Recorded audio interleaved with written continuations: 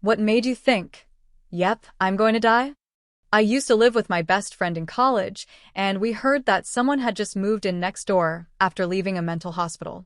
About a week later, someone started repeatedly ringing our doorbell. My roommate answered, and it was a man who immediately made her feel uneasy.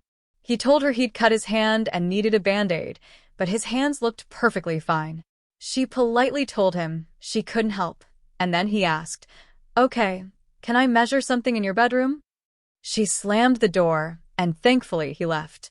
2 weeks went by, and one morning I woke up to the doorbell ringing nonstop.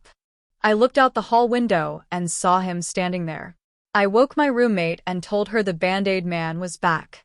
She went to see what he wanted, slightly opening the door, but he immediately tried to push it open further. He asked if he could use our bathroom, and she quickly shut and locked the door before calling the police. The police took forever to arrive, and by the time they got there, he was gone. They couldn't do anything and told us to call again if anything happened.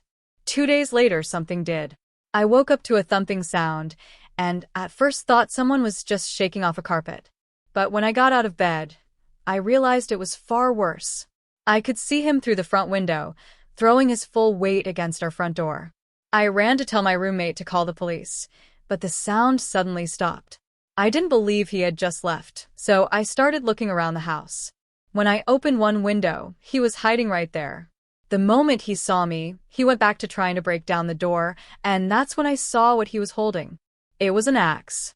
I prayed the door would hold, and just then, I heard the police shouting at him to stop. They put him in the back of their car and told us he had slashed all of our tires, trapping us inside, and had been lurking outside our house since 3 a.m.